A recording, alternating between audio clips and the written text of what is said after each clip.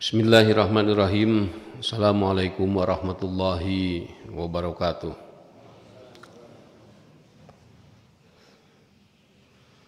Alhamdulillahilladzi ja'alal laila wan nahara khilfatan liman arada ayyadzakkara aw arada syukura. Asyhadu an la ilaha illallah wa asyhadu anna Muhammadan abduhu wa rasuluh. Allahumma salli wa sallim ala Muhammad wa ala alihi ila yaumin liqai.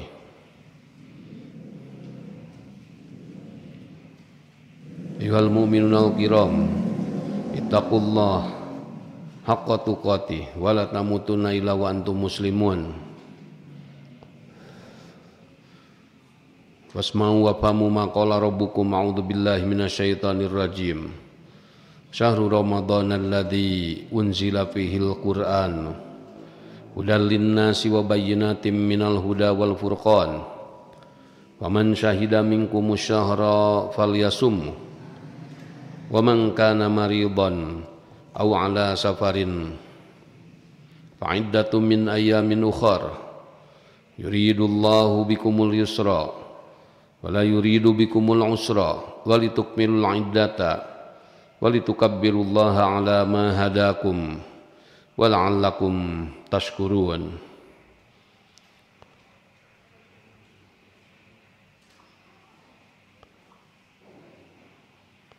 Shadaqallahul azim. Wa fil hadits man qama ramadana imanan wa ihtisaban ghufira lahu ma taqaddama min dhanbi.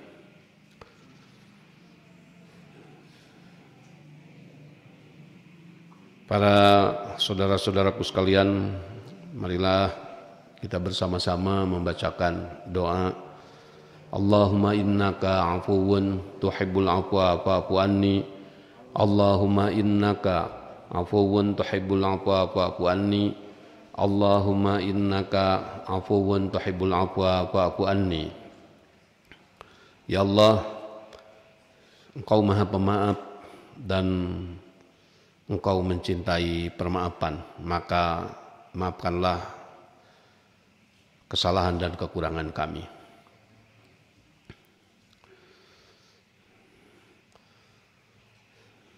Saudara-saudaraku sekalian, alhamdulillah pada malam yang ke-28, ya, malam yang masih kita bisa hadir secara bersama di masjid-masjid, ya. Tentu ini adalah merupakan kebahagiaan kita, ya. Di hari-hari terakhir kita masih bisa berkumpul, kita bisa masih melaksanakan itikaf sebagai penyempurna saum, ya. Tsumma atimmus syiyama ilal laili wala tubashiruhunna wa antum aqifuna fil masajid. Dan sempurnakanlah puasa kalian sampai malamnya dengan melaksanakan i'tikaf. Mudah-mudahan, ya, apa yang selalu kita usahakan mendapat bimbingan dari Allah Subhanahu wa ta'ala. Amin ya rabbal alamin. Para saudaraku sekalian, ya, kemarin sudah disampaikan mengenai masalah ikmalul iddah, ya. Ini ayatnya, bahwa tujuan puasa yang ketiga adalah bagaimana menciptakan kemampuan, menciptakan kesempurnaan di dalam menghitung, bagaimana menciptakan ketepatan di dalam perhitungan, yang tentu ini tidak ada jalan lain kecuali hanya dilatih, ya. Sesudah itu kemudian Allah menyampaikan, ya, masih di ayat yang sama, yang keempatnya adalah walitukabbirullaha ala ma hadakum, ya, walitukabbirullaha ala ma hadakum. Tolong di zoom ini ayatnya. Ada ini, tolong ada ini. Walitukabbirullaha ala ma hadakum, ya. Allah menghendaki supaya munculnya kemampuan mengagungkan, ya. Takbir itu mengagungkan, takbir itu membesarkan, ya. Takbir itu adalah menganggap Allah segalanya, itu adalah takbir yang sesungguhnya. Hanya yang Allah di sini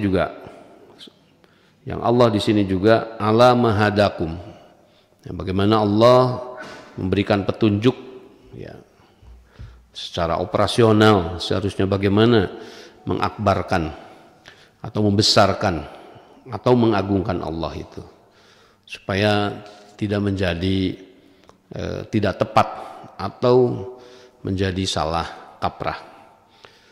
Karena itu tentu sejauh mana, ya, kita harus melihat, ya, berpikir kenapa penting, ya, kenapa butuh, ya, mengakbarkan Allah, gitu. Karena terus terang kita sebagai manusia hanya melakukan atau mengejar, mengusahakan sesuatu yang kita merasa butuh. Jadi kalau kemudian kebutuhannya kecil, pemahamannya kecil, ya biasanya usahanya pun kecil, bahkan bisa abai, ya. Nah, kenapa penting bisa mengakbarkan Allah? Tentu menyangkut banyak persoalan dan menyangkut seluruh persoalan. Ya, paling tidak kalau kita sadar bahwa Dia yang telah menciptakan dan Dia adalah pemilik segalanya, ya, tentu di mana alasan kita bisa menjauh darinya. Itu saja, ya. Kenapa orang selalu dekat dengan kekuasaan? Karena menganggap bahwa penguasa itu punya banyak proyek.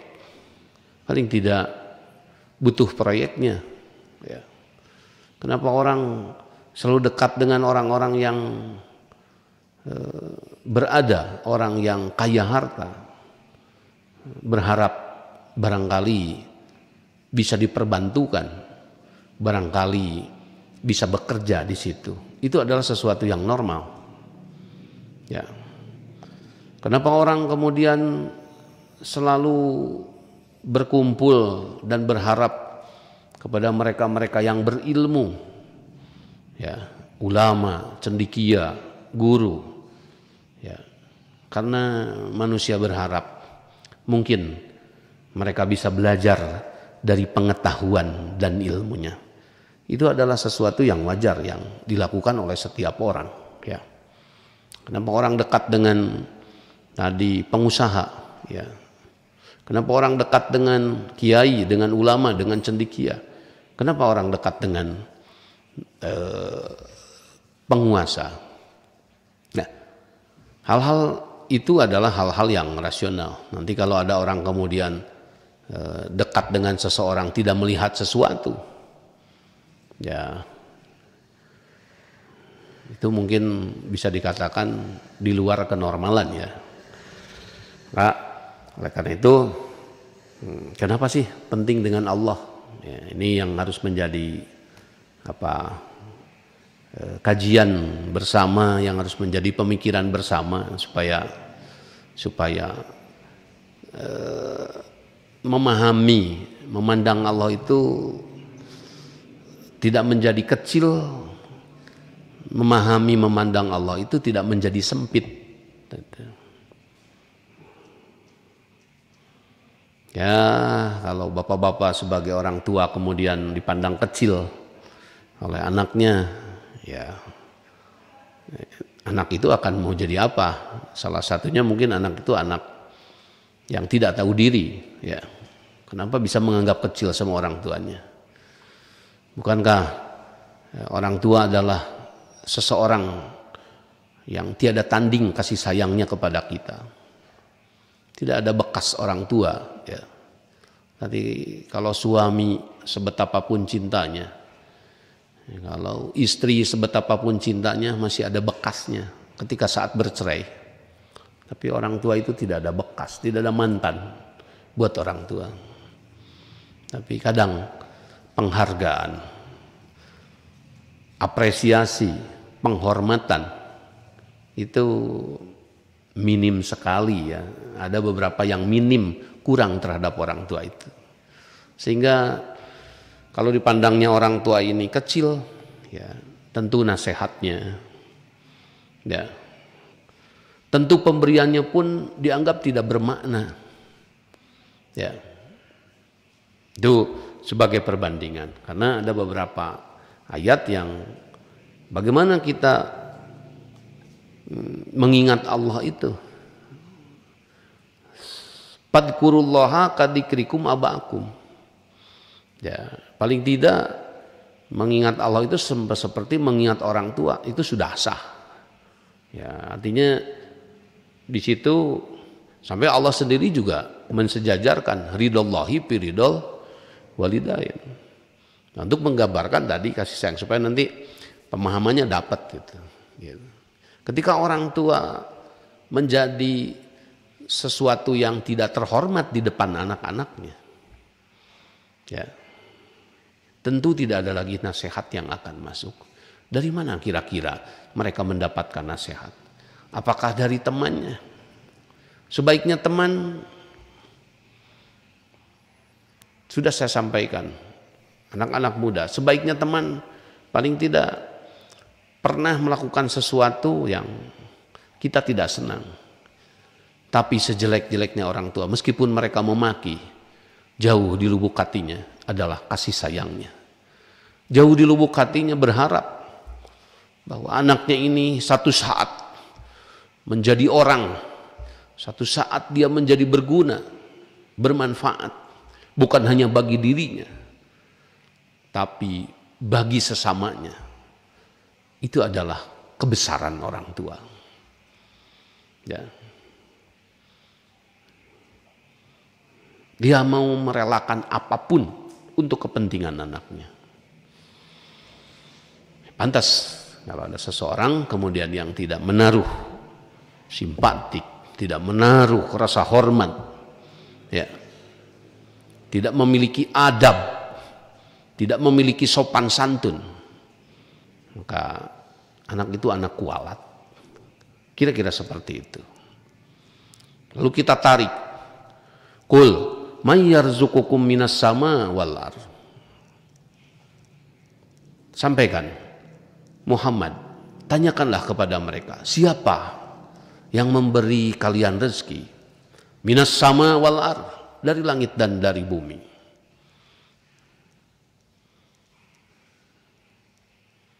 Amma yamliku sam'a wal basar wal absar. Siapa yang memiliki pendengaran dan siapa yang menciptakan pendengaran? Kita diberi telinga, diberi juga pendengarannya. Siapa yang menciptakan mata dengan penglihatannya? Wa may yudabbirul amra, dan siapa yang mengelola segala urusan ini? Apakah pernah berpikir, ya, kita memberikan bahan bakar kepada matahari yang setiap hari dari mulai bumi diciptakan tidak pernah mati dan tidak pernah padam. Bukankah kita sering membuat api unggun? Bukankah saat kita berkemping, bukankah kita sering menyalakan kompor di dapur? Bagaimana kompor itu terus bisa menyala? kalau tanpa asupan dari bahan bakarnya. Tapi siapa yang berpikir dari mana matahari bisa menyala terus? Tidakkah itu terpikirkan? Kita sering berpikir, ya, saat putus air ke Jamban, kita turun menengok sumur yang masih menggunakan sumur. Kita turun menanyakan, mentelepon ke PDAM yang menggunakan jasa dari PDAM. Tapi kita tidak berpikir, jarang berpikir, air datang dari atas, senantiasa datang setiap tahun. Siapa yang mengaturnya itu? Kita juga tidak berpikir bagaimana malam berganti siang, siang berganti malam. Kita hanya menikmati lampu-lampu kecil agar saat malam bisa terang. Allah memberikan cahaya bagi seluruh manusia. Allah memberikan malamnya bagi seluruh manusia. Lalu kata Allah, Qul apara'aitum in ja'alallahu 'alaikumul laila sarmadan ila yaumil qiyamah. Lalu bagaimana kalau Allah yang menjadikan malam terus berkelanjutan, tidak diberikan siang sedikit pun bagi manusia? Apa jadinya kalau malam terus terjadi, tidak pernah siang? Ila yaumil qiyamah, sampai hari kiamat. Ya. Qul ara'aitum in ja'alallahu 'alaikumul laila sarmadan ila yaumil qiyamah. Adakah Tuhan ya'ti bidiyain selain Allah yang bisa mendatangkan cahaya? Bagaimana kalian bisa berpikir? Oh, ini diungkap semua ya. Maka kenapa tadi ya kita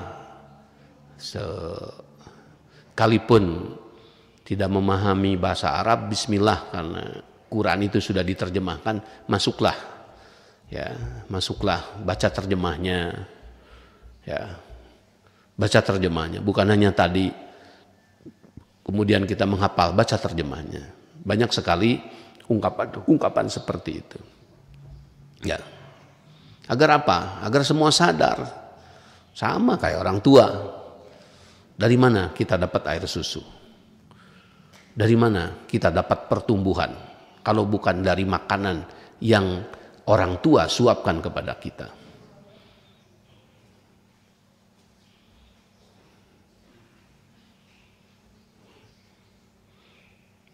Kemudian di ayat yang selanjutnya, Qul ara'aitum, kalau tadi malam, Qul ara'aitum in ja'alallahu 'alaikumun nahara sarmadan ila yaumil qiyamah. Lalu tanyakan kembali, kalau tadi di semua dibikin hari itu malam, tidak pernah siang. Sekarang dibalik, bagaimana kalau ini hari semua siang, tidak pernah ada malam? Man ilahun, lalu siapa Tuhannya? Ghairullahi, selain Allah. Ya'tikum bilailin, yang bisa mendatangkan malam. Nah, ini banyak sekali bapak-bapak, saudara-saudaraku sekalian, ayat-ayat yang Allah sampaikan supaya apa? Supaya manusia sadar dari mana dia asal, dari mana dia tumbuh, bagaimana dia hidup, bagaimana dia bisa makan, bagaimana dia bisa minum. Panjang sekali prosesnya yang Allah ciptakan. Tidak pernah memperhitungkan matahari, bahwa kalau tidak ada matahari tidak akan ada kehidupan. Jarang kita berpikir kalau saja hujan dihentikan. Jarang orang juga berpikir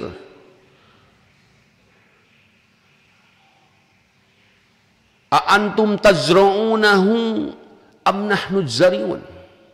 Apakah kamu yang menumbuhkan benih yang kamu tanam, atau kamilah yang menumbuhkannya? Petani itu kan hanya menyimpan benih. Dia kemudian tidak mencabut ya, menarik batangnya supaya setiap hari semakin panjang. Tidak, dia hanya menyimpannya di dalam tanah. Allah lah yang menumbuhkannya.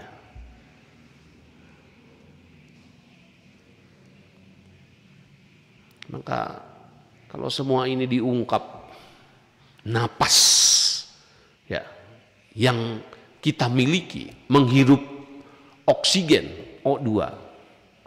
Bayangkan saat sudah kita sakit, manusia berusaha mengumpulkan oksigen, dimasukkan kepada tabung.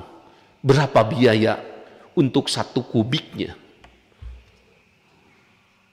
Lalu tidak terpikirkan berapa ribu kubik, berapa juta kubik sehari yang oleh manusia, berapa miliar kubik yang sehari disedot, digunakan. Apakah itu adalah sesuatu yang kita bersyukur dengan apapun, kita berterima kasih dengan apapun, takkan terbalaskan. Sama saja seperti kasih sayang orang tua, takkan terbalaskan. Nah, kalau semua saham, ya, mimma khuliq, kita pun jangan hanya melihat itu. Dari apa kita diciptakan? Bagaimana dari sperma tumbuh bisa berkembang? Bagaimana Allah bisa merawat saat di ruang sempit di rahim ibunya? Bagaimana Allah bisa mengeluarkan? Tsummas sabila yassarah. Kalau dipikir ini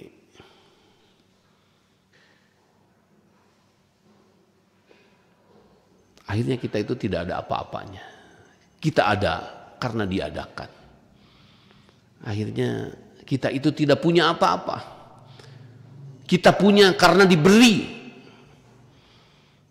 Akhirnya kita itu tidak apa-apa. Bodoh. Kita mengerti, kita punya ilmu karena Allah ajari dengan wahyu. Bagaimana Allah dulu mengajari manusia saat mengubur manusia? Allah menyuruh 2 ekor gagak bertempur, yang satu meninggal, yang satu masih hidup. Dek,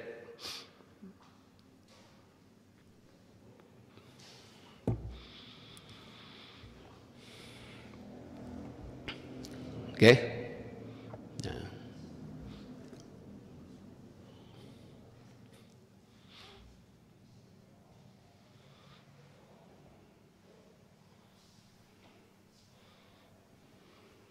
Maka oleh karena itu kalau semua disahami, ya, kalau semua disahami oleh Allah tidak satupun, maka dari mana alasannya kita tidak bisa, ya, tidak menerima kebesarannya? Ya, kalau kita disuruh sama tetangga, mungkin kita nanya, siapa lu? Nyuruh-nyuruh gua, ya. Gua tidak minta makan, gua tidak dikasih hidup, ngapain nyuruh-nyuruh? Tapi kalau Allah tadi pencipta dan pemilik segalanya, ya tentu halnya menjadi rasional, sangat bisa diterima oleh akal. Betapa rugi orang yang tidak bisa mengakbarkan Allah. Betapa rugi orang yang tidak bisa membesarkan dan menghormati Allah. Maka itulah kenapa penting kita harus bisa mengakbarkannya. Kita harus bisa membesarkannya. Sama. Ya, terhadap orang tua juga kita harus mampu menghormatinya. Kalau tidak, hidup kita itu sia-sia. Ya. Karena itu tentu wujudnya apa? Mengakbarkan Allah, membesarkan Allah itu. Supaya lebih real, apakah saya sedang membesarkan Allah? Lawan besar apa? Kecil. Kalau tidak membesarkan Allah artinya mengecilkan. Naudzubillahi min dzalik. Coba. Kalau pemerintah besar kecil? Besar. Kalau pemerintah dianggap kecil, hati-hati itu, ya. Kecil katanya, wah itu hati-hati itu, besar pemerintah itu, anggarannya, perangkatnya, ya. Bus, kendaraan besar kecil, besar, motor kecil. Kalau motor ya berlewatan sama bus, mana yang harus lebih hati-hati? Motor. Kenapa kecil, Pak? Ya, jadi yang naik motor itu harus lebih ekstra hati-hati gitu. Bus ya nggak tahu, orang nabrak bemper belakangnya juga nggak kerasa, tapi motor itu kan langsung kena bodi, kena badan, kena dengkul. Paham tidak? Ini persoalan kecil dengan besar, ya. Ya kata pepatah, ya, dengar cadas, ya. Dengar cadas itu apa? Sama dengan kita nubruk tembok lah. Tembok kita tubruk, yang sakit siapa? Hah? Kita kan. Tembok kita tubruk, kita yang sakit. Ya.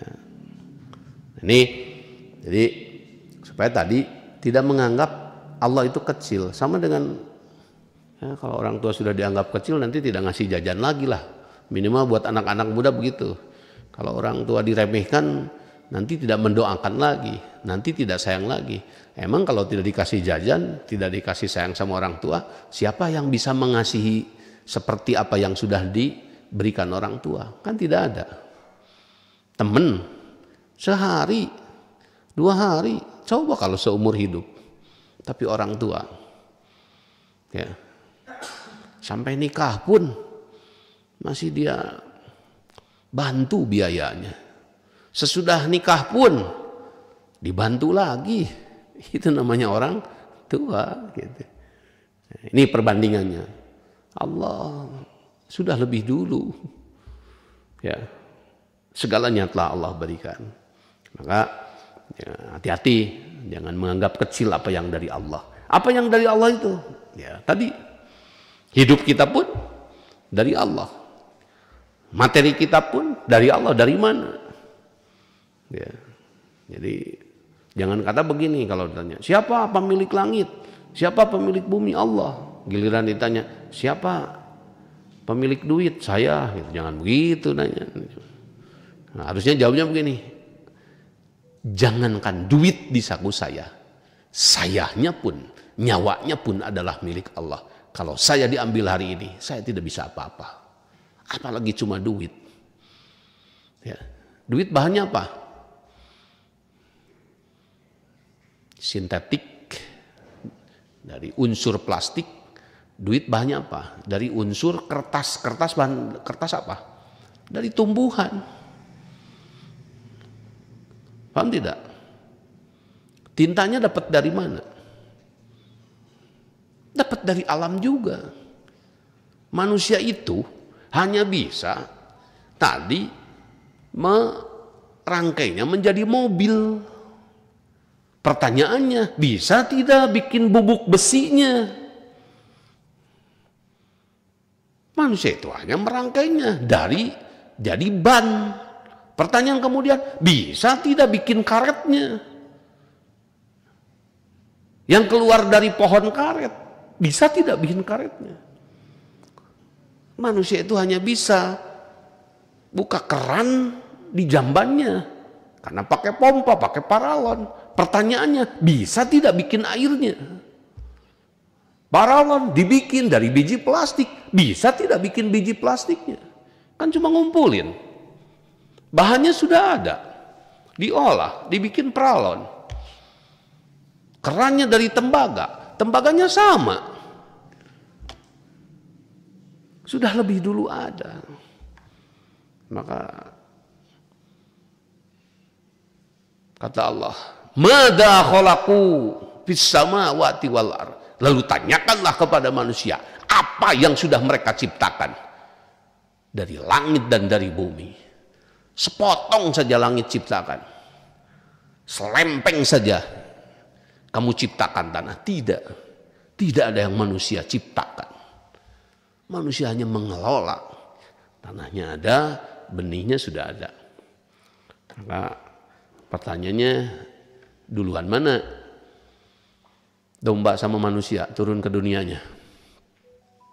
Coba duluan mana? Hah? Masa duluan manusia, mau makan apa kalau dombanya belakangan?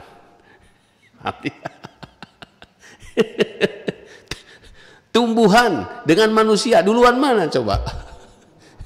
Ikan dengan manusia itu duluan ikannya. Jadi manusia turun nggak bisa makan. Kan? Itu Allah sediakan lebih dulu. Kan tidak? Manusia tinggal apa? Tinggal mengambilnya. Ya.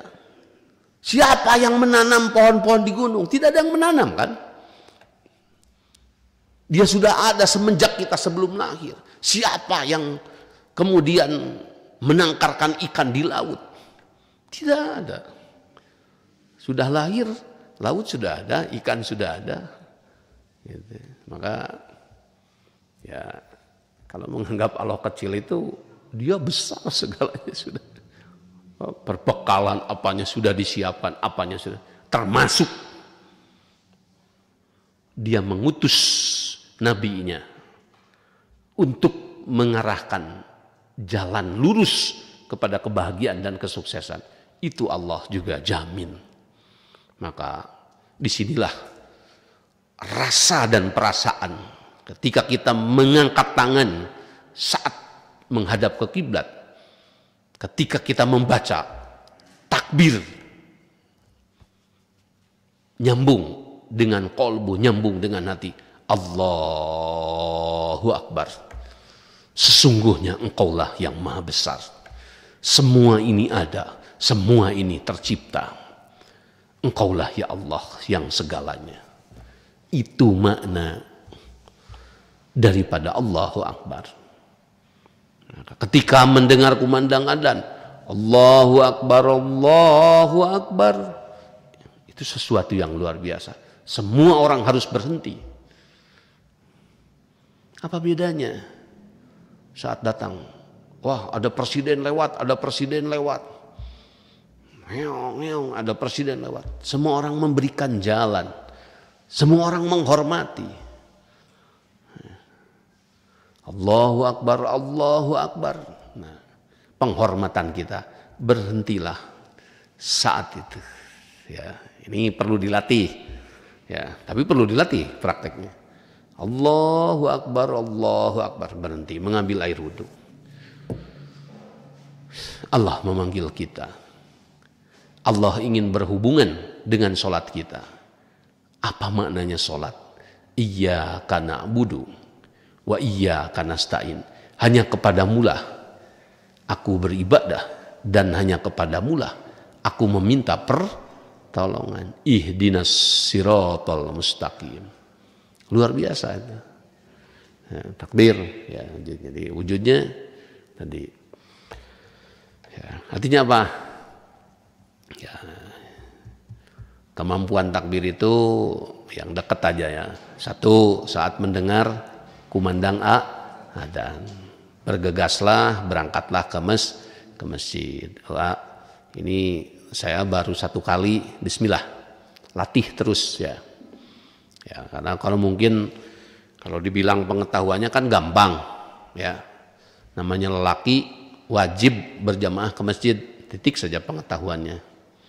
Ya, aqimus shalah wa atuz zakah. Tapi kemampuannya tidak bisa, tidak kalau tidak dilatih. Maka para orang tua ajaklah anak-anaknya. Ya, meskipun ini anak saya susah, bismillah. Ya, latih sedikit-sedikit, bukan susah. Belum terbiasa. Ya, ini suami saya, istri saya, bismillah, setahap-setahap ya, karena hal-hal yang bersifat kemampuan itu harus dilatih. Sekali lagi ya,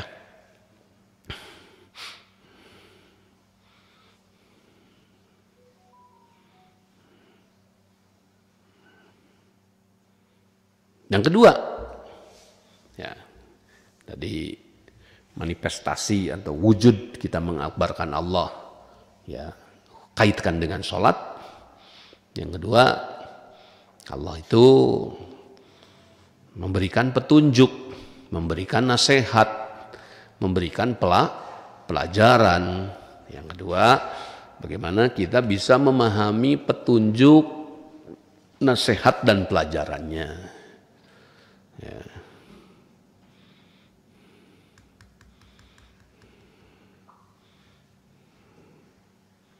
Ya, bagaimana kita bisa memahami petunjuk, nasihat dan pelajarannya. Apa wujudnya? Al-Quran. Nah, bagaimana cara tadi berinteraksinya? Bagaimana cara berinteraksinya? Bismillah. Ya. Bagi mereka yang masih punya kesempatan, ya, hidup, ya, diberi hidup oleh Allah, bismillah, belajarlah yang belum bisa membaca Al-Quran. Meskipun tadi setahap-setahap, ya, saya doakan mudah-mudahan lancar dalam proses belajarnya. Yang kedua, jadi yang sudah hafal beberapa, bismillah, ya, pahami apa sih, kan itu sudah diterjemahkan ke dalam bahasa Indonesia, dibaca saja, ya. Ya, apalagi hari ini, ya, Quran itu sudah bisa digenggam, ya.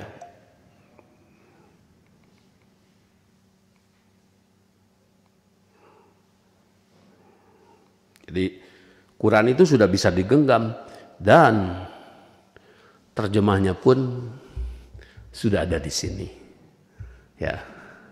Ini luar biasa, ya. Ini juga teknologi yang sudah diketemukan hari ini. Bahannya dari dulu juga ada. Ini terdiri plastik, materialnya besi. Ya. Ini jadi Bapak bisa, walaqad wassalna lahumul qaula la'allahum yatadzakkarun. Di sini ditulis, dan sungguh kami telah menyampaikan perkataan ini dalam kurung Al-Quran kepada mereka agar mereka selalu mengingatnya. Masa susah untuk memahami itu, ya. Ini kenapa diterjemahkan, artinya memang supaya dibaca. Ngapain diterjemahkan? Udah tidak dibaca. Ya. Wa idza yutla 'alaihim qalu amanna bihi innahu al-haqqu min rabbina inna kunna min qablihi muslimin. Dan apabila Al-Quran dibacakan kepada mereka, mereka berkata, kami beriman kepadanya. Sesungguhnya Al-Quran itu adalah sesuatu kebenaran dari Tuhan kami. Sungguh sebelumnya kami adalah orang-orang muslim. Tuh kan. Nah, nanti ya kalau mau bertahap membacanya, bacalah dari tertib nuzul. Ya, tertib nuzul.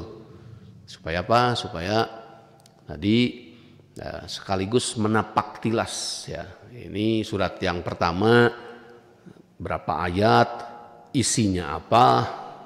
Surat yang kedua berapa ayat, kira-kira membahas apa. Surat yang ketiga apa. Ya, itu akan memberikan kita pengetahuan. Bismillah. Maka perintahnya pun jelas, ya. Faqra'u ma tayassara minhu wa aqimus shalah. Perintahnya pun, ya. Faqra'u, belajarlah, bacalah minhu Al-Quran itu, wa aqimus shalah wa atuz zakah, tegakkanlah salat, wa atuz zakah, keluarkanlah zakat, kejarlah sejahtera. Tuh, ya. Jadi yang kedua, wujud takbir itu tadi satu kaitkan dengan sholat. Nah, ini bagi semua menjadi PR, ya. Setelah dilatih ini, bismillah, ya, untuk bulan Syawal, karena kalau Ramadan biasanya orang itu disiplin, ya, Mereka yang tidak ke masjid pun biasanya Ramadan itu masuk, alhamdulillah. Itu poin yang baik.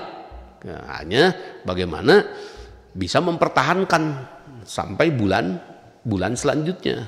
Ini jangan pernah berhenti. Ya, sesudah dilatih ini. Ya. Itu bagusnya bulan Ramadan. Padahal biasanya dia tidak ke masjid, tapi pas Ramadan, alhamdulillah. Nah, oleh karena itu, jadikan momentum Ramadan ini sebagai titik perubahan. Ya, bismillah, kita mau berubah. Hidup untuk berubah menuju kebaikan. Bismillah. Ya. 2, bacalah surat-suratnya. Bacalah wahyunya. Yang fungsi wahyu itu ya di ayat yang sama, ya di ayat yang sama, di ayat ini apa? 1, hudan linnas, dia sebagai petunjuk bagi manusia. 1. 2, Quran juga sebagai wabayyinatin minal huda, dia sebagai penjelasan dari petunjuk. Ya. Jadi penjelasan, petunjuk dan sekaligus penjelasan petunjuk. Yang ketiga, dia berfungsi sebagai furqan. Apa furqan itu? Saringan. Apa furqan itu? Filter. Ya, karena kalau tidak disaring, tidak bisa dibedakan. Ya, contoh kecil, ini bulu babi apa bulu kerbau. Nah, kalau tidak pakai filter bisa ketuker, hampir sama. Bulu babi sama bulu kerbau itu, hati-hati. Nah, filter itu berfungsi. Ini benar apa tidak ya? Ini seperti mirip nih. Kadang-kadang kan kalau di produk itu selalu ada KW-KW-nya ya. Nah, untuk memisahkan apakah ini palsu atau ini adalah. Kenapa ada yang memalsukan? Ini awalnya yang memasukkan siapa? Iblis. Kan ceritanya Allah menciptakan walaqad khalaqnal insana min salsalin min hama'im masnun, dan kami telah menciptakan manusia dari bahan tanah liat. Ya. Wal janna khalaqnahu min naris samum, Allah juga menciptakan jin. Dan sebelum jin, sebelum manusia, Allah ciptakan iblis. Yang saat iblis, wa idza sawaituhu wa nafakhtu fihi mir ruhi faqa'u lahu sajidin. Saat Allah memberikan kehidupan kepada tadi tanah yang sudah dibentuk, Allah meniupkan rohnya, menjadilah manusia Adam, manusia pertama. Kemudian Allah memerintahkan, bersujudlah semua kepada Adam. Fasajadu illa iblisa lam yakum minas sajidin. Alasannya apa iblis? Karena iblis tidak mau sujud, dia tidak mau menerima kemuliaan bagi Adam. Seharusnya Adam yang bersujud kepadaku. Itu yang dipikirkan iblis. Dan apa janjinya iblis? Qala rabbi bima aghwaytani la uzayyinanna lahum fil ardi wa la ughwiyannahum ajma'in. Ya Allah, karena Engkau sudah menyesatkanku, karena Engkau sudah menjatuhkanku dengan menciptakan Adam, maka aku berjanji kepadamu, la uzayyinanna lahum fil ardi wa la ughwiyannahum ajma'in, akan aku sesatkan manusia seluruhnya yang Engkau ciptakan, anak keturunannya Adam, tidak satu pun yang akan selamat. Illa ibadaka minhumul mukhlasin, kata iblis, kecuali mereka-mereka yang ikhlas. Jadi iblis itu kalau sama yang ikhlas jauh, ya.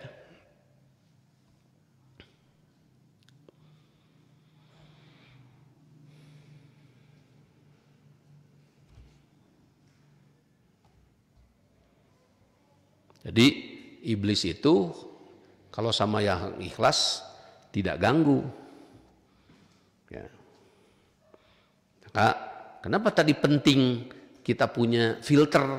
Ya, karena nanti iblis akan membuat KW, iblis akan tadi dan sudah menjadi apa ya?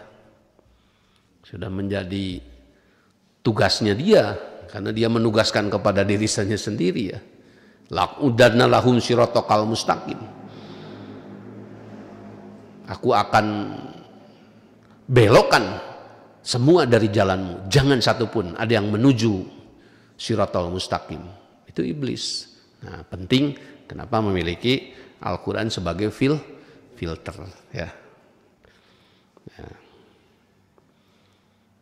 Jadi satu, wujud takbir itu adalah apa? Sholat ya. Dua, tadi Al-Quran. Yang ketiga, ingatlah satu lagi, ini pokok ya, Nabi Muhammad sebagai contoh pelaksanaannya. Nabi Muhammad sebagai contoh pelaksanaannya. Supaya apa? Kenapa Allah menciptakan satu contoh? Karena kalau kita bikin rumah banyak contoh, model hotel dicontoh, model rumah kayu dicontoh, model rumah burung dicontoh, semua dicontoh. Nanti rumahnya mau jadi rumah apa? Paham tidak? Itu sederhananya ya. Nabi Muhammad sebagai contoh. Supaya apa? Supaya tadi jelas di dalam pelaksanaannya. Ya.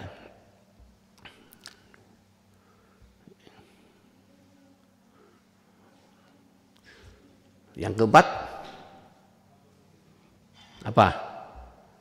Mentakbirkan Allah itu, menjadikan masjid sebagai tempatnya. Jadi kalau disusun, satu Al-Quran, ya, satu Al-Quran itu Allahnya Al-Quran. Dua, pelaksanaannya adalah Nabi Muhammad. Oke, pelaksanaannya adalah Nabi Muhammad. Yang ketiga, sholatnya berjamaah. Yang keempat, tadi masjidnya sebagai tempat di mana berkumpulnya. Maka oleh karena itu jadikanlah masjid-masjid itu menyenangkan.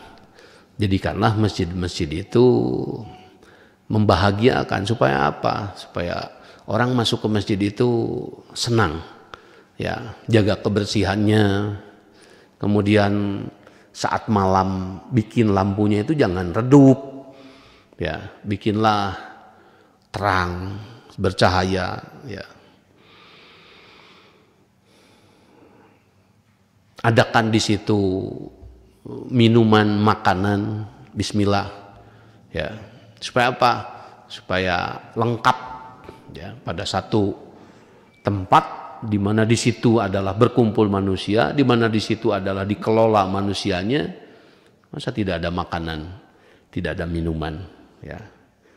Bismillah, bukan hanya sebagai tempat sholat, seharusnya masjid itu berfungsi pada tiga. Satu, dia berfungsi sebagai sekretariat. Ya, jadi kalau orang seneng berangkat ke kantor, ya masjid juga kantor. Sekretariat itu kan sama dengan kantor, kan tidak? Ya. Kedua, masjid itu harus berfungsi sebagai pengelolaan umat. Nah, umat ini maka saya sampaikan kemarin ada beberapa yang tidak berkeumatan. Ya. Ada yang beberapa tidak berkerakyatan, saya bilang tidak boleh. Ya, jangan hanya karena masyarakat kecil. Di sini kan masyarakatnya masyarakat kecil, bukan masyarakat berpendidikan. Ya apalagi kecil, saya bilang. Kan kasihan. Coba baca di surat Abasa. Tidak boleh kita kemudian mengecilkan orang kecil. Bismillah, kelola yang kecil itu. Ya, kelola yang ada itu. Karena manusia itu bahan. Barangkali dikelola dia akan menjadi terhormat. Barangkali kalau dikelola dia akan menjadi bermanfaat. Jangan dikira orang-orang kecil itu, Nabi itu mencintai orang-orang kecil. Bismillah, jangan hanya karena kecil kemudian diabaikan. Masyarakat di kami itu bodoh, apalagi bodoh. Mereka harus diajari, mereka harus diedukasi. Seharusnya muncul rasa tanggung jawab yang besar. Itu adalah juga saudara-saudara kita. Jangan abai. Nah, si fungsi masjid ini harus menjadi sebagai tempat pengelolaan, bukan hanya tempat ibadah. Dikelola manusianya.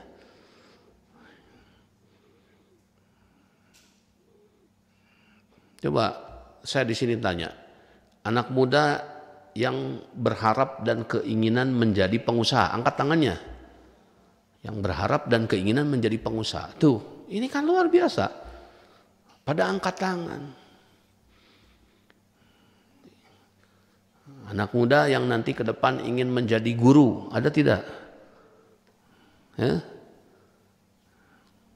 Ada mungkin sebagian. Ini kan bisa dikelola. Anak muda yang mau masuk di bidang pertanian, ada tidak? Tuh. Bidang perdagangan, bidang apa? Coba kalau ini digali, dikelola, diarahkan, ya, dimotivasi di sini. Tentu tidak akan ada masjid yang harus meminta-minta untuk renovasi. Tentu tidak akan ada lagi masjid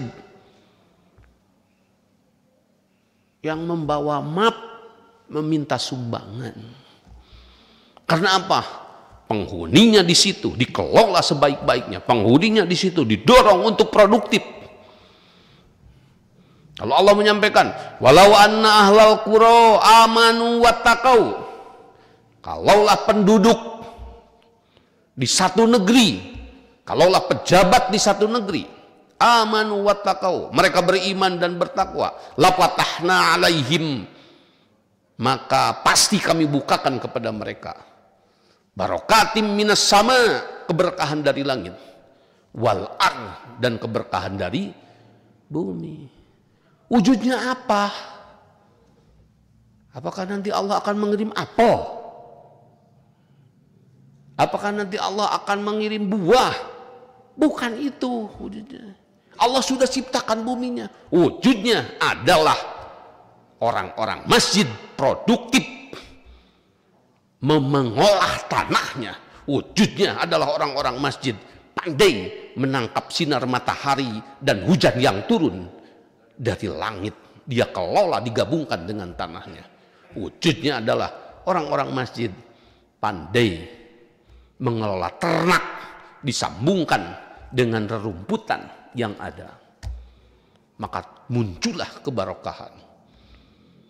Jangan aneh-aneh kalau mikir kebarokahan itu.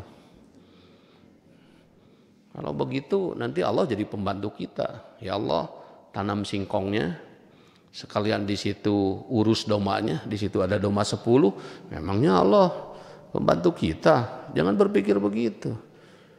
Allah sudah ciptakan ikannya, kamu yang harus mengambilnya, bukan Allah yang harus mengambilnya.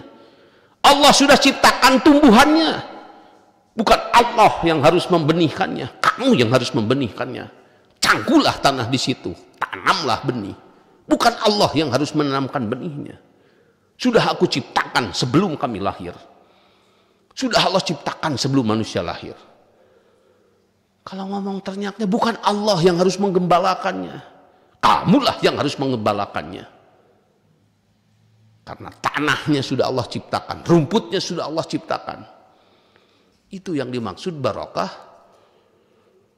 Iya, tanahnya habis disewakan, bukan disewakan. Kalau disewakan harus kembali. Dijual tanah yang suburnya itu, diambil, dibikin batu bata merah. Padahal itu adalah tanah produktif, bisa ditanami pun.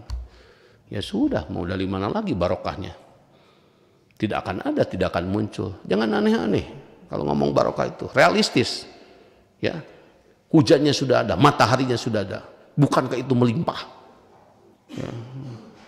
Supaya apa? Supaya orang-orang masjid bergerak. Ya.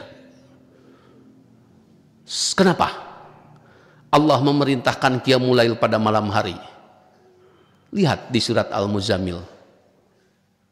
Ya ayyuhal muzammil. A'udzubillahi minasyaitonir rajim. Ya ayyuhal muzammil qumil laila illa qalila nisfahu aw inqus minhu qalila aw zid 'alaihi warattilil qur'ana tartila inna sanulqi 'alaika qawlan thaqila inna nasyiatal laili hiya ashaddu wata'an wa aqwamu qila inna laka fin nahari sabhan tawila. Kenapa Allah tidak suruh siang qiyamul lail itu? Sebab apa? Inna laka fin nahari sabhan tawila. Karena kamu harus banyak mengerjakan tugas-tugas yang lainnya, bukan hanya sholat malam. Siangnya kamu kerjakan untuk mengurus umat, siangnya kamu untuk menanam, siangnya kamu untuk berangkat ke kantor, siangnya kamu untuk bekerja, siangnya kamu untuk berternak, malamnya bersimpuhlah, bersujudlah, berdoalah kepada Allah. Nyambung. Supaya apa? Supaya produktif, kuat batinnya karena ditempa pada bangun malamnya, kuat mentalnya, kuat raganya, karena dia wabtagu min fadlillah. Fa idza qadaitumus shalah, apabila kalian telah selesai melaksanakan salat, fantashiru fil ard, jangan terus berdiam diri, bubarlah, bergeraklah, fantashiru fil ardi, menyebarlah, usahalah, menanamlah, berternaklah, berdaganglah, berindustrilah, wabtagu min fadlillah. Carilah rezeki Allah. Ini hebat kalau sudah begitu. Ini kan bisa dikelola ya. Nah, oleh karena itu, ya tentu ini apa yang kita raih hari ini adalah sebagai wujud, ya sebagai hasil dari selama ini pengelolaan. Ya luar biasa. Langkah-langkah kecil yang dulu kita lakukan. Ya dulu memulai itikaf. Dan banyakannya pencari Lailatul Qadar. Karena katanya Lailatul Qadar itu turunnya ganjil-ganjil. Maka ya bismillah, tidak apa-apalah. Memang pemahamannya juga masih sebegitu, nggak apa-apa. Ganjil-ganjil aja dulu. Nah sesudah itu maju lagi. Gimana nih? Ganjil kita sudah biasa, nambahin lagi yuk sama genapnya. Alhamdulillah. Sekarang ganjilnya masuk, genapnya masuk. Kenapa? Karena duluan mana itikaf sama Lailatul Qadar? Duluan Lailatul Qadar. Sebelum ada itikaf pun, syariat itikaf Lailatul Qadar itu sudah lebih dulu. Ya. Karena itu agendanya Allah beserta para malaikat. Setiap tahun. Ya. Itu diantaranya. Yang ketiga, seharusnya fungsi masjid itu adalah sebagai pelayanan umat. Nah, kalau sudah dilayani umatnya kan nanti senang masuk ke masjid. Oh, saya gersang jiwa saya. Oh, saya malas usaha. Oh, saya punya persoalan di keluarga. Datang ke masjid semua. Oh, saya susah cari duit, masuk ke masjid. Sudah dilayani nanti. Kenapa kamu susah nak cari duit? Ya, saya tidak banyak relasi, saya tidak banyak pengetahuan. Harus apa yang saya lakukan? Nah, kamu mau belajar kecenderungan apa kamu yang kamu suka? Kepertanian, kepeternakan. Seharusnya sudah begitu masjid itu. Wah, pasti tidak ada orang yang tidak akan terikat. Ya, dan tidak ada yang terkait kecuali kepada masjid. Pasti nyambung terus. Paham tidak? Ya, kalau sudah mapan sejahtera, saya pikir di masjid itu kenceleng itu tidak ada lagi. Kalau sudah mapan, Ya. Bukan tidak ada biaya. Oh ini biayanya besar biayanya. Listrik ini juga 20.000 watt listriknya di sini, besar. Tapi profesional. Nah, kalau kenceleng ada nggak yang masukkan ke kenceleng 2 juta 50 ribuan? Masuk nggak? Nggak masuk, tebal. Lubangnya kecil kan kalau kenceleng itu. Dimasukin 2 juta, masuk nggak? Jadi karena lubangnya kecil paling 1.000, 2.000 paling selembar gitu. Kalau 20 lembar apalagi 10 juta dimasukin, masuk gak? Tapi kalau ke kantor bayar infaknya pakai kwitansi, pakai pelayanan, bisa nggak bayar 100 juta? Bisa, Pak, ditransfer Pak. Paham tidak? Jadi sudah melayani masjid ini. Ya. Paham tidak? Ya, tentu ini bertahap ya, tentu ini bertahap. Jadi jangan kata masuk ke masjid itu kayak masuk dulu ke terminal kayak peron gitu, semua orang harus bayar.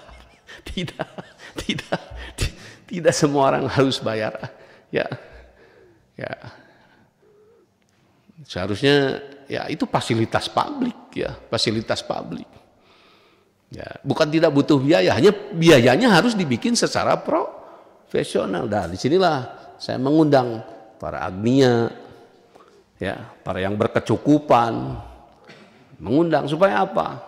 Supaya mau membiayai, mau mendanai masjid ini agar menjadi tempat yang makmur, tempat yang di situ memancarkan kesejahteraan. Tempat di situ yang mendorong setiap orang untuk bisa sejahtera. Dan saya yakin, ya, ketika sedekah kita berikan kepada yang seharusnya, dan saya yakin itu adalah kehidupan.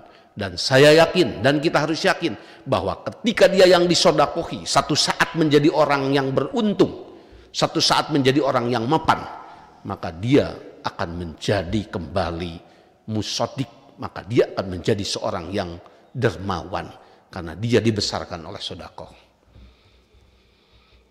Ada sedekah, ada kehidupan. Tidak ada sedekah, tidak ada kehidupan. Sedekah akan memberikan kehidupan. Ya. Maka apapun yang dibawa dan yang diberikan oleh ya para musodik, para pemberi untuk acara-acara ini, saya yakin ini adalah sebuah kebaikan yang besar. Bukan kecil di mata Allah. Mudah-mudahan yang sudah dikeluarkan Allah membalasnya dengan yang lebih. Amin ya rabbal alamin. Nah, jadi 4 takbir itu. 1, bagaimana kita ya sederhananya ngait ke sholat ya. Karena sholat itu sebagai hubungan kita dengan Tuhan. 2, kita mengkait kepada Al-Qurannya mau belajar. Ya, bismillah ini saya ingat ayah. Tentu ingat apanya? Ingat duitnya, ingat nasihatnya.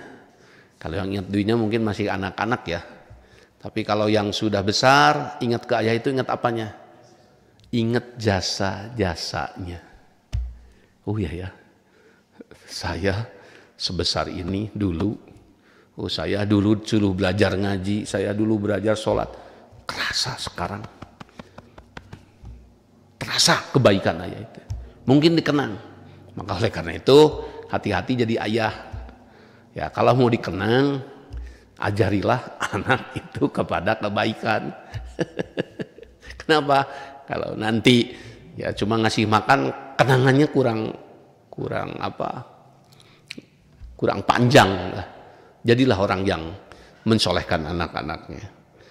Yang ketiga apa? Tadi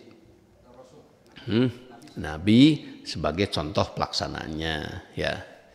Yang keempat, jadikanlah masjid sebagai tadi tempat berkumpul. Disitulah sekretariat, disitulah dikelola ya pelayanan mudah-mudahan ini pelayan-pelayannya juga semakin bermunculan ya pelayan-pelayannya. Karena saya lagi menjadi pelayan tamu Allah itu adalah sesuatu kemuliaan, sesuatu kehormatan. Nah itulah takbir. Ini sekali lagi harus menjadi kemampuan. Tentu harus dilatih. Bismillah. Yang belum bisa berjamaah sekalipun jangan kecil hati. Yang belum bisa berjamaah pun jangan kecil hati. Bismillah lah, memulailah. Ya. Bismillah. Jangan kecil hati. Ya. Kemudian ini juga yang belum bisa baca Quran. Jangan tidak membaca. Karena Quran itu sudah diterjemahkan. Bismillah. Ya. Sambil nanti belajar bacanya di Android, banyak program membaca Al-Quran di Play Store, silakan. Nanti yang mau belajar makhrajnya, yang belum belajar tajwidnya, ya nggak banyak belajar makhraj juga yang kita pelajari. Nggak semua. A sama di kita juga ada A, ba ada, nggak usah belajar ba mah. Ta ada. Nah, itu nggak ada. Saya minta susu, tidak ada. Susu. Kesini tidak ada. Ya. Sin nggak usah belajar. Sana, sini, sana. Sanas tadrijuhum, sanas, ya, saufa, tidak perlu belajar sin. Ya. Tapi kalau sya itu perlu belajar. Sya gitu. Syamakan tidak kan, siapa tidak ada, tapi siapa sin itu. Jadi sya yang lalu belajar. Sya ini sebagai gambaran. Ro tidak usah, ada kok ro. Ja nggak usah, jajan. Ya. Juga jangan. Yang harus belajar itu za. Tidak ada berikan saya zazan, tidak. Ya, tidak banyak. Ya. Apalagi po, nggak ada. Pomat, berapa ini pomat? Tidak. Tapi tomat, itu teh biasa, ya. Nggak banyak itu. Masa belajar po sebulan nggak dapet, ya. So, bo, masa sebulan nggak dapat. Itu saja pelajari bo. Kalau pertama biasa do, bo. Ya, ini pelajaran di Android ada. Ya, ini enaknya sekarang ya. Kenapa? Orang sebanyak ini kalau semua belajar dari ustadznya nggak cukup. Betul tidak? Tapi ya, ustadznya nggak cukup, bahagia yang bisa belajar sama ustadz ya. Tapi kalau ustadznya nggak cukup, kadang-kadang di sekampung ustadznya juga nggak ada. Ya, pas giliran adzan itu mereka saling dorong. Ya, karena tahu ya, kadang-kadang saya menemukan masjid yang adzan juga susah, yang jadi imam juga susah. Jadi berangkat ke masjid itu semua lambat-lambatan. Ya, semua berangkat ke masjid itu lambat-lambatan. Kenapa? Takut disuruh. Nah, dengan bantuan teknologi sekarang ya, lebih memudahkan ya. Nah, itu takbir, bapak-bapak. Ya. Jadi kesimpulannya kenapa kita butuh dengan Allah? Banyak duitnya. Sederhananya begitulah. Siapa yang tidak butuh duit? Siapa yang tidak butuh duit, bro? Gitu kan? Kenapa kita butuh dekat dengan Allah? Banyak ilmunya. Pinter. Kenapa kita butuh dengan Allah? Kuat. Tidak ada yang bisa melemahkan. Sampai jin pun mengatakan wa anna dhananna allan nu'jizallaha fil ardi walan nu'jizahu haraba. Kata jin apa? Kami pun tidak bisa melemahkannya dengan hanya berlari. Karena jin itu larinya cepat, maka dia bisa sampai ke langit. Baca di surat jin itu nanti terjemahnya. Bismillah ya. Gitu. Nah, di samping nanti kekurangannya apa? Nanti di masjid-masjid itulah ada para guru, ada para asatid, ada para kiai yang bisa memandu kita menjadi cerdas ya. Jadi di rumah bisa menggunakan Android, nanti masuk ke masjid, ini Pak Ustadz, ini saya baca-baca ini gimana bisa didiskusikan di masjid, dibantu sama ustadznya, kiainya. Jadi cepat semua proses belajar itu mengarahkan kita kepada kecerdasan. Nah itu kenapa sekali lagi mengagungkan Allah itu harus menjadi kemampuan. Kalau tahu cepat, saya sejam juga diajari udah tahu. Tetapi masalah kemampuan harus dibentuk, mudah-mudahan. Ya misalkan beginilah, saya sholat berjamaah mudah-mudahan menempuh 6 bulan, sudah bisa 5 waktu setahun. Alhamdulillah, saya bahagia meskipun butuh waktu 1 tahun. Karena memang harus dilatih kan kemampuan itu. Jadi ya saya minta juga kepada semua untuk tadi mengawal, mendoakan, mendorong saudara-saudara kita. Dan tentu siapa yang tidak ingin menjadi bisa berjamaah setiap hari. Kita bantu dengan doa, kita bantu dengan arahan-arahan, mudah-mudahan selepas pembinaan ini bapak-bapak bisa menempuh, bisa bisa sholat berjamaah, anak muda bisa mengkaitkan dirinya ke masjid dengan sholat berjamaah di waktu-waktu yang akan datang. Ya, berbesar hatilah. Allahumma innaka afuwun tuhibbul afwa fa'fu anni. Allahumma innaka afuwun tuhibbul afwa fa'fu anni. Allahumma innaka afuwun tuhibbul afwa fa'fu anni. Silakan lanjutkan ke pertanyaan. Alhamdulillah banyak pertanyaan masuk, Kak. Pertanyaan pertama datang dari Ahmad Suroso dari Masjid Al Barokah Karawang. Sholat tahajud kadang-kadang mudah untuk bangun, kadang-kadang susah untuk bangun. Minta resep agar supaya bisa mudah. Oke. Ini sebetulnya begini Pak, kalau di tahap ada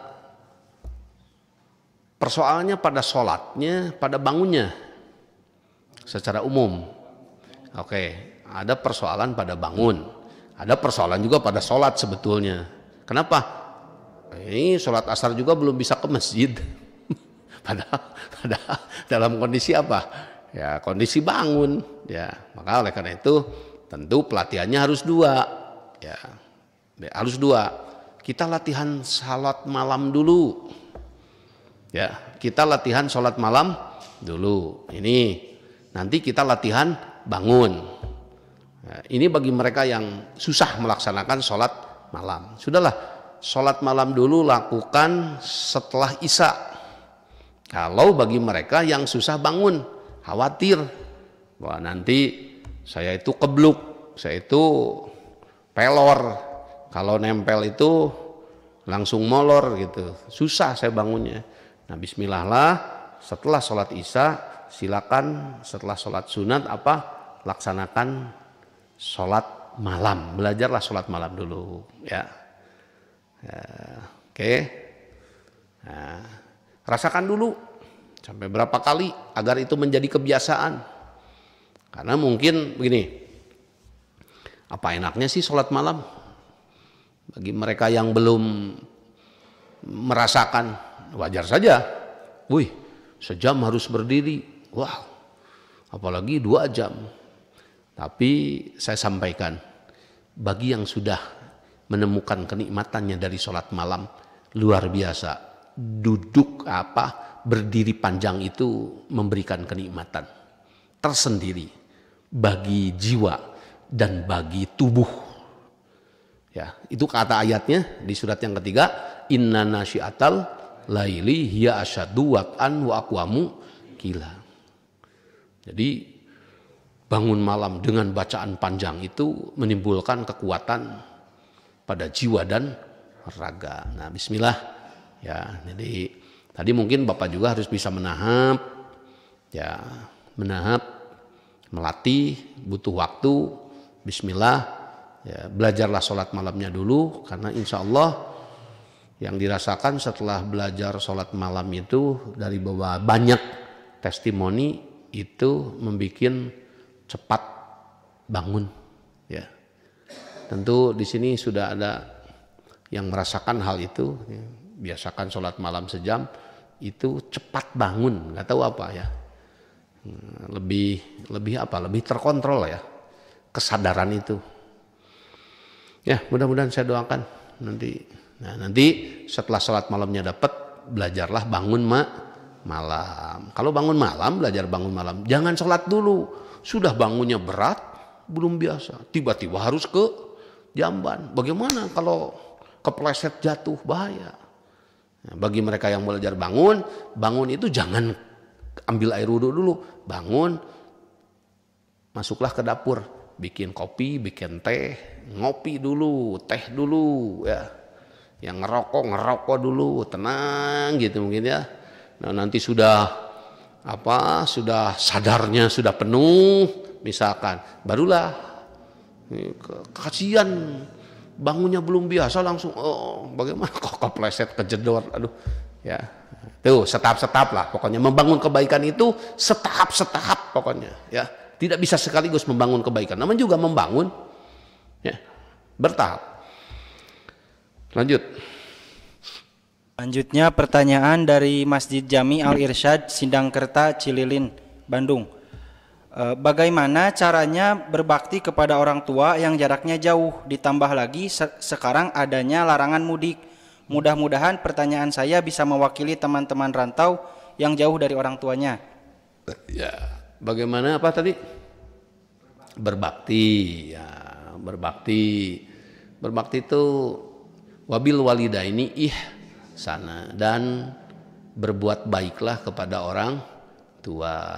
Ya, kalau dulu kita disayangi saat kecil, ya, kita diasuhnya, diurusnya saat kecil, maka saat kita sudah besar, maka kembalilah kita harus mengurus beliau.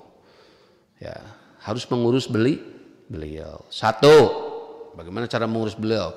Kalau beliau itu kurang mampu secara ekonomi, ya, nih supaya real, sisihkanlah bagi anak-anak yang sudah mendapatkan pendapatan tetap, sisihkanlah. Mau 5%, mau 10%, sisihkanlah. Apalagi orang tuanya tidak mampu. Kalau punya gaji 5 juta, pendapatan 5 juta, sisihkanlah. Kalau 10% itu 500.000, bingkiskanlah kepada orang tua. Itu sebagai tanda bakti, ya. Paham tidak? Ya, bakti sih bakti. Duit nggak dikasih, orang tua masa harus suruh minta-minta, kan kasihan. Gitu. Paham tidak? Itu harus menjadi tanggung jawab kita, kecuali orang tuanya mampu. Nah, itu harus bagaimana? Jaga kesehatannya, ya, jaga kesehatannya. Biasanya kalau sudah tua itu pakai tongkat, pakai apa, jaga kesehatannya. Peringatkan, maksudnya jaga kesehatan. Bu, Pak, hati-hati, jangan makan gula banyak. Itu nanti kena diabetes lagi. Nah, ingatkan orang tua itu. Paham tidak? Jaga kesehatannya. Baik itu. 3, jaga perasaannya. Dia punya perasaan. Jangan bentak-bentak. Meskipun dia salah, jangan dibentak-bentak. Kasihan. Ya. Jangan dibentak-bentak. Meskipun dia salah. Bagaimana caranya? 1, jaga perasaannya. Ya, misalkan kalau orang tua ini punya penyakit, tapi maunya makanan yang menambah penyakit itu. Nah, jangan ngomong, wah ini bahaya nih, ibu nggak ngerti. Jangan bilang begitu. Ya, bohongin aja. Bu, sudah saya cari, cuman barangnya tidak ada. Kan tidak menyinggung perasaannya. Wah kalau begitu ngebohong dosa. Enggak. Yang dosa itu nipu. Ya, kalau bohong demi kebaikan daripada dikasih, kan kita dulu juga gitu dibohongin sama si ibu. Mah minta es krim lagi, mah minta es krim lagi. Orang tua kasihan, ini anak pagi-pagi sudah minta es krim, nanti muncrat, mencret, diare, gimana? Nah, tokonya belum buka, Itu mah tokonya, duit mamanya habis, kita dibohongin juga sama orang. Paham tidak? Ya, jaga perasaannya, ini supaya real ya. Gitu. Nah, yang keempat, doakanlah selalu dalam selepas sholat. Allahumma gfirli li walidayya warhamhuma kama rabbayani shaghira. Doakanlah selalu. Coba ingat tadi apa? 1, sisihkan pendapatan, kasih uang bagi mereka orang tua yang tidak mampu. 2, jaga kesehatannya, ya, jaga kesehatannya, ya, beliin buah-buahan, beliin susu, ya, yang menguatkan tulangnya, jaga kesehatannya. Yang kita mampu tentunya ya. Yang kedua, yang ketiga, jaga perasaannya. Yang keempat, doakanlah selalu. Mudah-mudahan itu langkah yang jitu bagi kita sebagai anak-anak menghargai dan berbakti, berbuat baik kepada orang tua. Dan itu adalah menjadi ladang amal soleh kita. Lanjut lagi pertanyaan dari Masjid Ar-Rahman Sapan Bandung. Assalamualaikum apa definisi ikhlas itu dan apa tipsnya agar kita ibadah selalu didasari dengan keikhlasan? Dan yang kedua, bagaimana cara manajemen masjid supaya bisa tercapai fungsi masjid? Ya, apa definisi ikhlas? Ikhlas itu bukan mood ya, bukan mood. Oh saya lagi nggak mood, kamu nggak ikhlas gitu ya. Bukan mood. Ikhlas itu adalah kekeh. Ikhlas itu adalah lurus meskipun tadi banyak hal. Contoh, ya, anak kita sama mamanya disuruh, nah kamu berangkat ke pasar. Nah, anak ini gengsi atau anak ini punya kepentingan lain. Mah, saya banyak kepentingan mah. Nah, mama butuh barang ini dari pasar. Berangkatlah kau ke pasar. Mama, gitu. Sambil apa? Tapi dia pergi, ya. Tapi dia pergi mengerjakan. Maka itu ikhlas. Jangan kemudian orang tua kita mengatakan sudah. Kamu kalau nggak ikhlas, enggak, itu ikhlas. Jadi ikhlas itu berangkat melaksanakan tugas sekalipun ada ganjelan. Dia tidak terhalang oleh ganjelan. Ya. Sholat subuh, habis sahur, enakan langsung tidur kalau sudah itikaf atau enakan ke masjid? Enakannya mah tidur, kalau ke masjid itu berat. Ini sudah subuh. Nah, tapi meskipun berat, ini kewajiban. Nah, orang yang berangkat itu ikhlas. Paham tidak? Kalau bukanlah kewajiban, tentu tidak akan saya kerjakan. Ikhlas namanya. Ya. Kamu kalau begitu hati kamu belum rela, ini enggak ikhlas. Memberi tapi enggak rela. Itu ikhlas namanya. Saya itu duit ini sayang dikasih itu. Benar. Misalkan ada orang yang ini sayang duit dikasih, saya cari sendiri masa dikasih gitu. Tapi duit ini saya tahu punya Allah, meskipun saya tidak rela hati saya, tapi saya harus berbuat kebaikan. Bismillah nih, kasih. Nah, itu namanya ikhlas. Paham? Jadi ikhlas itu bukan bersih hati, ikhlas itu. Bukan kayak orang lagi sholat, diuji, wah pukul gendang. Saat itu ditanya, kamu tadi sholatnya dengar apa? Gitu. Saya nggak dengar apa-apa, saya khusyuk. Bohong, itu bukan khusyuk. Pura-pura nggak kedengar, gendang sebegitu kenceng dipukul-pukul. Nah, ya, yang jujur begini, kamu tadi tuh, waduh saya lagi sholat tadi, bunyi-bunyi musik itu keras sekali. tapi saya terus berusaha konsentrasi. Nah itu ikhlas. Kalau yang tadi bukan ikhlas, dia mau pingsan kali. Paham? Ya, ikhlas itu seperti itu. Yang kedua, tadi bagaimana men-setting masjid agar menjadi tadi kepada 3 fungsi ya. Tentu bismillah ini menjadi agenda besar semua ya, menjadi agenda besar semua, dan saya tentu bahagian dari masjid-masjid yang ada, sama juga bapak-bapak, karena kita harus prinsip bahwa kita itu harus terhubung dengan seluruh namanya kaum muslimin. Wa ana minal muslimin ya. Bismillah, tentu ini membutuhkan waktu ya. Tadi juga doanya ya, karena terus kita akan bersilaturahmi, memberikan dan menebar kebaikan.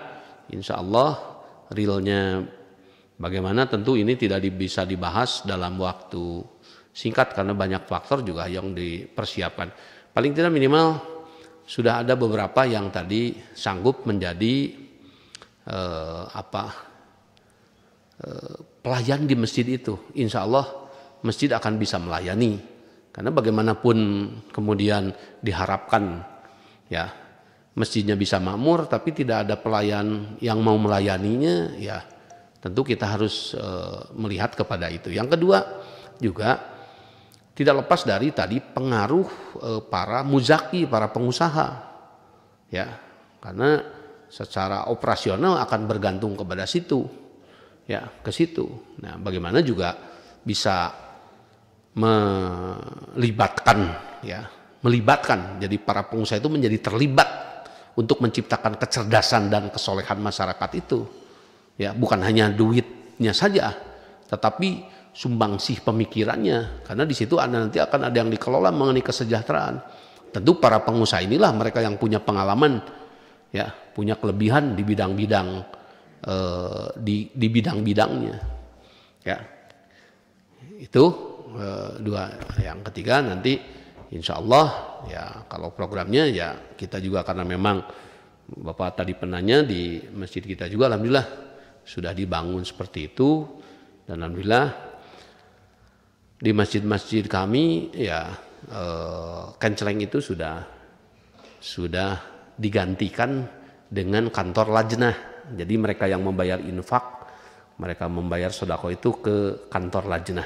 Jadi lebih profesional gitu ya, lebih profesional, dan bahkan banyak yang lebih besar malah memberikan infaknya. Ya, paling kalau masukin kenceleng itu kan ya paling besar 5.000 lah ya, 2.000 kadang-kadang 1.000. Nah hanya saya kalau bisa ini bukan menekan bapak-bapak semuanya, kalau bisa ya kan kasihan gitu kan. Ada di beberapa tempat yang kenceleng itu tiap waktu. Loh, saya bilang sholat subuh muter kenceleng lagi, sholat dohor ya betul Pak. Waduh, saya bilang ini padahal di sini banyak orang agnia ya gitu. Ya orang kan bukan tidak mau memberi, tapi kan kadang-kadang kalau tiap waktu bisa lupa ya. Tapi kalau misalkan ke kantor ada yang sebulan sekali bayarnya, kan ya kayak bayar listrik, kayak bayar ya kayak bayar abodemen begitu ya. Gitu. Nah itu di antara pengelolanya ya, nanti bisa dibahas lebih lanjut ya dengan pertemuan-pertemuan yang tentu kita akan semakin intens dengan semua pihak. Kita berdoa saja semuanya ya. Lanjut lagi pertanyaan dari Masjid Salakurai, Bapak Rohim. Assalamualaikum maaf saya mau bertanya. Saya sering bersosialisasi dengan orang yang saya kenal di beberapa daerah. Tujuannya ingin mengajak untuk lebih mengenali dan menggunakan Al-Quran, dan alhamdulillah. Tetapi saya sendiri belum seberapa memahami Al-Quran tersebut. Apakah untuk saya pribadi tidak akan sia-sia walaupun keterbatasan yang saya miliki tersebut?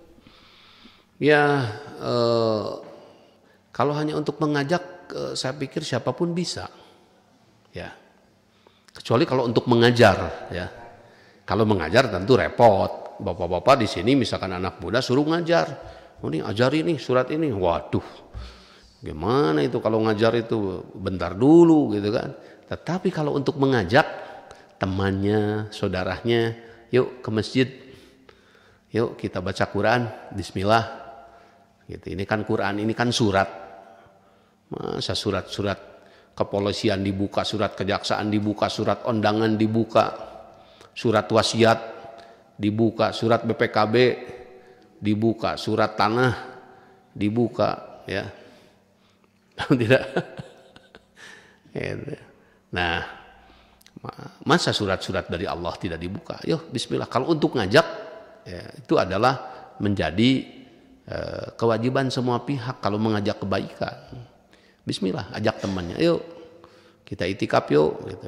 Kan bukan ceramah, bukan pidato, bukan berdalil, kan cuma ngajak orang ke masjid, Bismillah, ya. Mau ya? Bisa kan kalau ngajak itu kan? Semua bisa, ya, insya Allah. Lanjut lagi pertanyaan dari saudari Ajril. Assalamualaikum saya dari Bogor.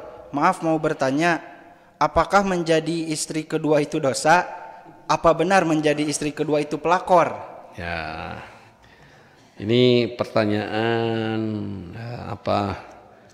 tentu menarik ya, menyenangkan gitu kan, bagi sekaligus juga sensitif Pak, dan krusial ini pasti ya, bagi ibu-ibu ini krusial. Wah ini kok nanyanya yang begitu-begitu sih? Bagi bapak-bapak, wah di sini langsung segar kembali Pak, lihat, wajahnya segar kembali kalau sudah ngupas masalah ini ya. Jadi istri kedua, saya katakan dosanya dari mana? Ya, tidak dosa. Jadi istri kedua apalagi? Kalau dosa itu seseorang melakukan kesalahan. Nikah itu tidak ada yang salah. Nikah itu tidak ada yang salah. Nikah itu adalah baik. Nikah itu lawannya zina. Zina itu salah. Nikah itu adalah baik, jempol 100%. Ya. Bisa satu, bagus, baik. Baik. Bisa dua, jempolnya 2. Ya kan? Nah, lalu di mana timbul persoalannya? Nah, timbul persoalannya adalah kedua-duanya belum siap. Itu persoalannya.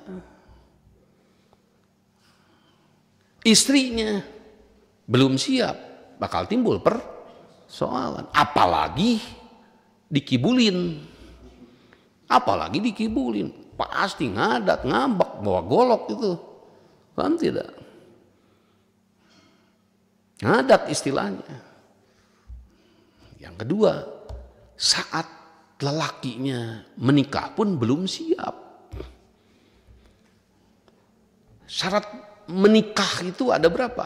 Menikah lagi itu. Ada 4 syaratnya. 1, harus nyaho. Harus nyaho ilmunya. Bagaimana kalau punya istri 2? Kalau nggak nyaho nanti babak belur, hati-hati tuh. 2, harus bisa. Harus mampu, bisa apanya? Bisa adilnya, bisa menenangkannya. Baru tuh. Ya. Punya ilmunya, punya kemampuannya. Yang ketiga, harus boga. Masa mau dinikahin anak orang? Emang itu burung cari makan sendiri? Ya, kalau burung bisa cari makan sendiri. Anak orang masa. Jadi 3, nyaho, bisa, boga. Yang keempat apa? Harus wani, berani. Kenapa? Meskipun nyaho bisa boga, tapi nggak berani, ya nggak bisa lah. Nah, umumnya timbul persoalan itu karena ya ini. Jadi senang semua ya, bapak-bapak yang mau melakoni juga silakan. Ibu-ibu juga pasti bisa menerima kalau bapak-bapaknya memiliki 4 syarat. Nyaho, bisa, boga, wani. Kalau nggak wani, diam aja udah, 1 juga cukup. Nah, itu ya. Jadi ya tidak ada sesuatu yang dosa dengan nikah. Mudah-mudahan pernikahannya barokah. Mau yang satu, mau yang lebih, saya doakan semua barokah. Ya, dan saya doakan jauhkanlah oleh Allah, mudah-mudahan Allah menjauhkan dari konflik dan kekisruhan. Meskipun punya istri satu, konflik aja terus. Istrinya juga baru satu, konflik aja itu. Seperti kucing dan ya anjing misalkan ya, seperti Tom and dan Jerry itu. Naudzubillah, ya jangan begitu ya. Apalagi punya lebih dari satu, konflik terus. Wah itu tentu hidup yang tidak membahagiakan ya. Lanjut lagi pertanyaan dari saudari Ramlan. Mohon izin bertanya, ketika sedang sholat rasanya saya sering kurang khusyuk. Bagaimana kiat-kiatnya agar sholat saya bisa khusyuk? Terima kasih. Untuk khusyuk itu ada 4 kiblat sholat itu. Ya, sholat itu 4 kiblat. 1 kiblat mata. Mata kiblatkan ke tempat sujud. Arahkan pandangan ke tempat sujud. 1 itu kiblat mata. Jangan tengok sana, tengok sini. Bagaimana menghusyuk? Nanti ada cicak lagi makan nyamuk, waduh itu cicak. Nah, itu bisa keganggu ya. Yang kedua, kiblat badan, arahkan ke Ka'bah. Ya, supaya khusyuk. Karena pernah saya sholat, saya tidak tahu di satu tempat, tidak ditanya kemana arah kiblat. Akhirnya kita menghadap malah ke sebaliknya. Tapi kita, ini benar apa enggak ya? Ini apa benar enggak? Karena enggak ada orang di situ. Pas di rakaat yang kedua baru ada orang lewat. Pak, kiblatnya salah Pak, lewat ke situ. Ya saya balik. Gitu. Nah itu juga mengganggu tingkat kehusyuan. Yang ketiga, kiblat kepada bacaan. Konsentrasilah apa yang sedang kita baca. Ya, karena itu isinya doa. Permohonan. Masa kita memohon sambil mengantuk, kasih duit itu kan. Salah satu contoh ya. Yang keempat, kiblatkan rasa kita bahwa Allah sedang melihat dan menatap kita. Meskipun kita tidak bisa melihatnya, tapi rasa bisa menghadirkan bahwa Allah sedang melihat kita. Lalu bagaimana kalau sholat kita tidak khusyuk? Tentu malu dipandang dan dilihat oleh Allah. Nah itu untuk bisa khusyuk ya. Ada 4 kiblat. 1 kiblat apa? Mata ke tempat sujud. 2 kiblat badan ke Ka'bah. 3 kiblat bacaan, kepada bacaan apa yang dibaca. 4 kiblat rasa bahwa kita sedang dilihat oleh Allah. Mudah-mudahan bisa khusyuk kalau sudah demikian. Masih banyak banget. Ya, banget ya, banget pakai banget terus. Lanjut lagi pertanyaannya. Bagaimana kalau ayah saya susah diajak komunikasi dikarenakan sedikit-sedikit selalu emosi dan selalu menyalahkan anak, seperti menganggap anak itu sebuah beban, padahal saya sudah berusaha untuk menjadi baik. Tetapi kalau sama ibu saya berkomunikasi dan interaksi sangat baik, bagaimana solusinya A? Ya, tentu ayah itu lebih cepat ya, ingin melihat sesuatu tumbuh sesuai dengan harapannya.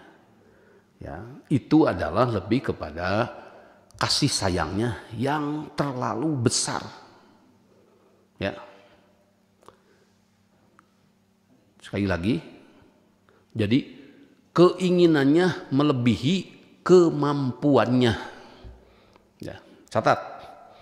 Jadi biasanya ayah seperti itu keinginannya melebihi kemampuannya. Coba kalau keinginan melebihi kemampuan, susah tidak?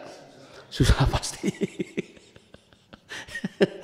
Belum bisa beli mobil, keinginannya terus ingin beli mobil, terus ingin beli mobil. Padahal kenyataannya baru cukup buat motor. Nah, ayah seperti itu, maka saya sampaikan kepada para ayah, sesuaikan keinginan dengan realitanya. Ya. Saya inginnya kalau sudah dikasih tahu begini langsung besoknya itu. Ya, saya keinginannya. Kalau sudah dikasih tahu, kasih arahan, besoknya langsung jalan. Ternyata tidak demikian. Saya sebagai pembina, saya sebagai pembimbing harus bersabar. Wah, ini baru sekali, ya sudah nggak apa-apa. Sekali juga, alhamdulillah. Nanti bagaimana menaikkan lagi, ya? Nah, seperti itu. Jadi ini pesan kepada para ayah, itu keinginan itu boleh, tapi sesuaikan dengan kenyataan, sesuaikan dengan kemampuan. Kalau anak baru mampunya segitu, bismillah. Nah, kita besarkan lagi hatinya, kita besarkan lagi hatinya. Ya, supaya apa? Supaya anak itu ada dalam kemajuan. Ini cara membangun kebaikan. Bagi anak-anak yang punya orang tua seperti itu, belajarlah kalian berbesar hati. Seharusnya orang tua yang besar hati itu. Tapi keadaannya begitu, sekarang dibalik. Sudahlah, anaknya yang harus besar hati. Ayah, betapapun ayah emosi sama saya, maka akan saya maafkan. Itu kata anak. Saya tidak akan menuntut ayah. Bismillah, akan saya perlihatkan kedewasaan. Karena juga nanti kalau anak sudah bisa dewasa, sudah bisa apa, itu orang tua juga bisa berhenti. Contoh, orang tua marah, dengarkan, jangan pernah membantah, habiskan. Kalau perlu tanya lagi, ayah, masih adakah marah di ayah? Habiskanlah marah ayah kepada saya. Kalau itu puas, dengan itu puas, silakan marahi saya. Sudah selesai, baru tanya, ayah, apakah marah ayah sudah habis? Habis katanya. Bolehkah saya memberikan penjelasan kepada ayah? Kalau boleh, saya akan jalan. Kalau tidak, saya akan mundur. Nah, saya yakin orang tua itu akan menatap anaknya. Ini anak sudah dewasa ya. Dimarahin tidak pergi, tapi dia menghadapinya dengan penuh hormat dan penuh kasih sayang ya. Bagi para orang tua, hati-hati. Jangan memiliki keinginan lebih dari kemampuan.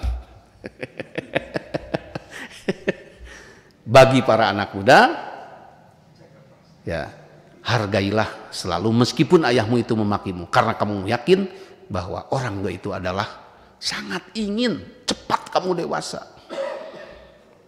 Ya. Bismillah, ya, itu diantaranya. Jaga selalu komunikasi, hadapi saja bismillah, ya. Yakin mudah-mudahan orang tua itu akan tersenyum. Mudah-mudahan menjadi keluarga yang sakinah mawaddah warahmah. Terkait keluarga, ada pertanyaan serupa dari Masjid Al-Qohar, Leles, dan pertanyaan dari Pager Ageng Sukadana. Bagaimana caranya berumah tangga agar sejalan, satu pemikiran, satu langkah dalam melaksanakan program kebaikan?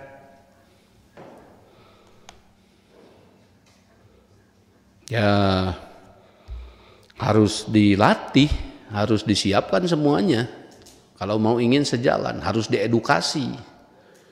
Nah, proses edukasi butuh waktu, proses pelatihan butuh waktu. Kalau tadi yang bertanya kepala keluarga harus punya jiwa sabar, jiwa kuat, mengajak istri anaknya, jangan mudah mengalah, jangan kemudian kecil hati bahwa anaknya tidak akan menerima. Jangan kecil hati, ini istrinya tidak akan menerima. Harus berpikir positif. Istri saya adalah kekasih saya. Istri saya adalah orang dekat saya. Masa dia tidak mendukung akan kebaikan? Anak saya adalah buah hati saya. Masa anak tidak mendukung kebaikan orang tuanya? Saya yakin istri saya seorang yang soleh, anak saya seorang yang soleh. Hanya saya butuh waktu untuk meyakinkannya. Saya butuh usaha, butuh melatih mereka, butuh mengedukasi, butuh mendidik mereka. Bismillah, itu caranya. Ya, sudah? Apa? Ada pertanyaan apa? Pertanyaan dari jamaah Cinaipan Cikajang. Terakhir ini ya. Oke. Saya sering menemukan banyak remaja yang lebih mementingkan saum Ramadannya daripada sholat wajibnya. Pertanyaannya, bagaimana cara saya menasihati mereka tanpa menyinggung perasaannya? Syukron. Ya, harus menyentuh perasaan, bahkan. Ya, karena nanti kalau tidak menyentuh perasaan, harus menyentuh perasaannya, harus menyentuh pemikirannya. Ya, ini yang sedang saya lakukan kan menyentuh pikiran dan perasaan bapak-bapak, perasaan anak muda. Bismillah. Ini tapi sholatnya, puasanya getol, cuman puasanya belum. Ini kebanyakan di Mesir, sopir giliran puasa, adzan berhenti semua di tengah jalan, buka bersama, sopir-sopir. Udah beres buka, jalan lagi, nggak sholat maghrib. Lewat aja gitu. Kenapa? Puasa itu menjadi favorit, program favorit. Kenapa? Karena ada iftar. Banyak gak orang yang puasa tapi tidak sholat? Banyak itu. Banyak. Puasa itu program favorit. Kuat kalau suruh puasa itu. Kalau suruh sholat, lama mana sholat dengan puasa? Lama puasa. Cuman memang ada kenikmatan yang luar biasa. Allahu Akbar, Allahu Akbar. Banyak yang ngakunya kaum muslimin bisa menahan rokok, bisa apa, puasa, tapi sholat. Nah, oleh karena itu, kenapa sholat itu sampai seperti dikatakan oleh Al-Quran, innaha lakabiratun. Itu sesuatu persoalan yang besar, berat, illa alal khosyiin, kecuali mereka-mereka yang disiplin.